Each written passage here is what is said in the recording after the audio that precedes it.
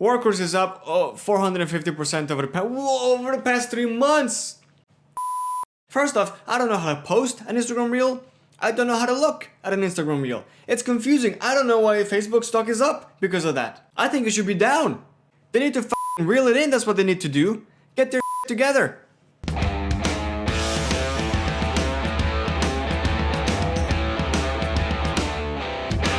Alright, the road to $60,000 before the end of 2020. Are we gonna make it?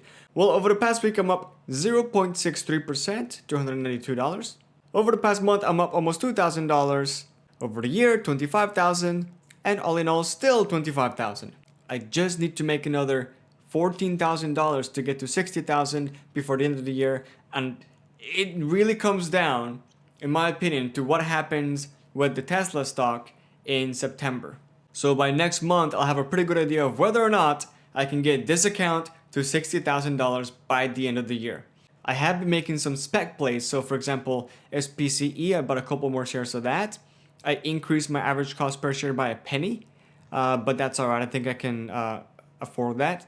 Also, Workhorse, I bought 10 shares of Workhorse. And if you're watching, I don't know when you're watching this, but tomorrow is their earnings call. And I really hope they dump it. I really hope they crash and burn so I can lower my average cost per share. Workhorse is up 450% over the past 3 months. Can you imagine if I put any amount of money into Workhorse 3 months ago? That'd be freaking crazy. Fuck. Now, for anyone not familiar with Workhorse or why anybody would invest in them, there's this expectation that they're going to be handed, at least in part, a $6 billion contract by USPS, because they're kind of the company that makes sense. You know, the US wants to be carbon negative or carbon neutral by 2030 in the next 10 years. And if they're going to do that, they're going to need electric cars. And they're one of 3 companies that are bidding for this contract. Now, the contract, from what I read, all $6 billion do not need to go to a single company. It can be spread out. So let's say we have 3 bidders right now, which is what we have. We have 3 bidders. And the contract, for whatever reason, is spread evenly amongst all 3. Well, that's a $2 billion for Workhorse. I'm not saying that's going to happen. I'm just saying, like, even if they were to spread it out, and you know, nothing has been confirmed yet. Workhorse could get nothing, right? That's why this is pretty much gambling. Like, I mean, it's educated gambling. You know, there's more likelihood than not that Workhorse will get at least a portion of this contract, which is why so many people are excited about this stock. So yeah, I didn't put any amount of money here that I'm not willing to lose. It could go to 0 tomorrow. Who knows? Who knows what's gonna happen? So one interesting thing about my portfolio this week, which seems to happen consistently, is that when my growth stocks are down, my dividend stocks are up. On both cases, -1. But that seems to kind of be the trend. Whenever my growth stocks are up, my dividend stocks are down. Why is this? I don't know. I know MFA and MITT had their earnings call last week, and now we're seeing an impact. So let's look over here what happened. MFA up 7.66%, so now I'm up a total 23%. And MITT is up a whole percent since last week. That's great. It had been going in a downward trend for a while. We're still down 11% over the past month, and I'm down 12% overall. So here's the moves that I make, because I like having cash in hand. And what I ended up doing is that I sold 5 of my Facebook shares. I used to have 10, now I'm down to 5. For about a 25% profit. And sure enough, as soon as I sell it, it goes up to 32. But the money that I took away from Facebook is going into spec plays, which hopefully will outpace the growth of the Facebook stock. That's the plan. And the reason why I did that is because things were too quiet. You know, if you look at the past month, what did I do? Nothing. Look at this.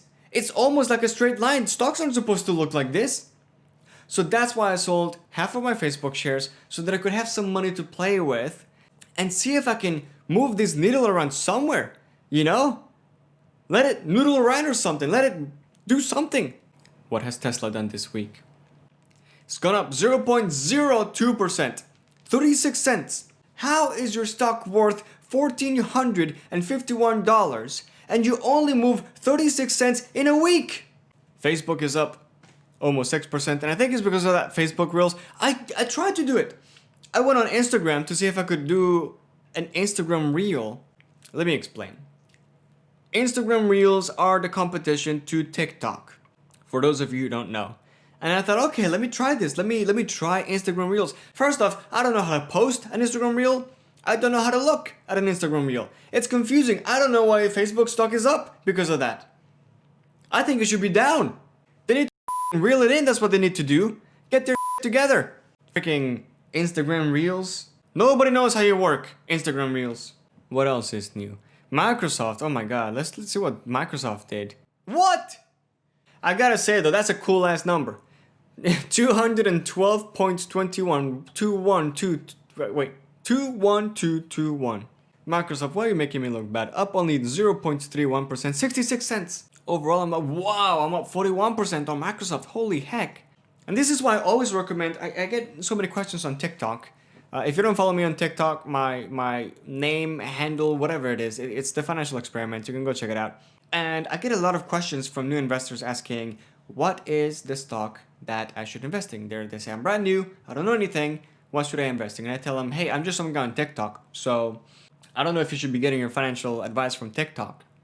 And always do your own research before investing anywhere, and don't let anyone tell you how to spend your money. With that out of the way, to clarify, you're asking a stranger on TikTok, yeah, where you should put your money. If I were to put my money somewhere, if I were a new investor, I would put it on Microsoft, because Microsoft is a blue chip company. They're a huge company. And from what I've seen, they're a lot less volatile than their equals. I remember during the US-China trade war, Apple was down more than 40%. Microsoft, they were down like what, 16%? If I remember right, something like that. They weren't down very much. So, it's sturdy, and they're certainly still growing and paying their dividends and growing their dividends. So it's a lovely company. AMD is up 8.44%. I'm up 65% on a single mother freaking stock. Up $33.39. Thanks, AMD.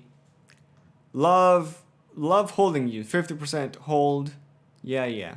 And Nvidia is also up 4.3%. Wow. I bought Nvidia 3 weeks ago? It's already up 12%. How are you down 3% over the past week? They had great earnings report last week. What are people doing? Are they idiots? I'm down almost 10%. When is enough? Look at this. When is it enough? Huh? This doesn't look like a stock chart at all. It's done nothing for more than 2 months. What's the quote? What's the quote that people say? Market can stay irrational. There it is. Markets can stay irrational longer than you can stay solvent. Yup. They had a great earnings report. They beat earnings by so much. People thought they were going to lose money. They made money. But what do I know? I'm just some guy on YouTube. Virgin Galactic SPCE is down 22% over the past week. And see, this is what I like. This is what I want to see. I want to see movement. And I don't care. Again, I don't care that it's down 22%. In fact, I love it. And I hope it goes down more, because I want to lower my average cost per share. It's $20. It's a little high. I mean, in the long term, like who cares if I buy at $20 or $18 or $14 if I'm expecting the stock to be, say, $100, $200, in, say, a year or two, right? I'm sure I'm not going to look back and say, whoa, I can't believe I missed out on buying SPCE at $18.45, and instead my average cost per share is $20 if each stock is now worth, $100 or $200.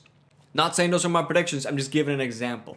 Annaly. Whoa! Annaly giving me the middle finger, doing exactly what I hate most, which is, again, nothing. How is this even possible? How do you stay exactly the same that you were worth last week? Zero? You did nothing. Overall, over the past year, it's still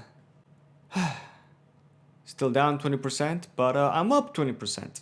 I wish I had more money to invest in Annaly, because they're like MVP of REITs right now. Like, what do they do? What are they paying?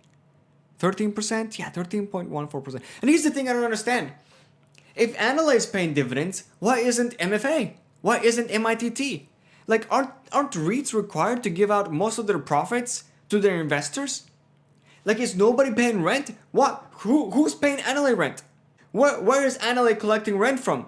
Come on, MITT, MFA. What are you doing with your money?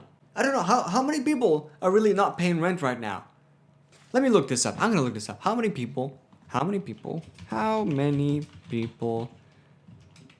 not paying rent? Alright, 32% of US households miss their July housing payments. Okay, so can I get like, I don't know, 68% of my dividend? You know, if you're missing out on 32% of your profits, and maybe I'm just an idiot. I'm sure I'm just an idiot and there's things that I'm missing here that I just don't understand. But to me, it would seem rational that if you're missing out on 32% of your profits, then you would cut your dividend payout by 32%. That's just what makes sense to me. Obviously, I'm some sort of tremendous idiot that does not understand how REITs work, because that's not what's happening. Though I will say not everywhere this is the case, because Realty Income increased their dividends during this pandemic, and Annaly, that's exactly what they did, is they slashed their dividends a little bit from 25 cents per share to 22 cents per share, but they're still paying it. So who knows? I'm sure I just don't understand. It's way above my head, but to me, it just doesn't make sense. All right, so what do you guys think? Am I gonna make it to 60,000 by the end of the year? I don't think so. To be completely honest, I don't know. I don't think it's gonna happen, but I'm gonna try my hardest. I'll tell you that. I'm gonna try my freaking hardest. I'm gonna do nothing but like eat ramen every day and drink tap water and maybe eat some grass from my backyard so I can save money on food and try to put as much money as I can into this account and push it to grow as much as possible. Well, hey, if you like this video or got any useful information from it, please give me a virtual high five by slapping that thumbs up button down below. And if you'd like to see whether or not I make it to $60,000 by the end of this year, make sure you come back to this channel or consider subscribing.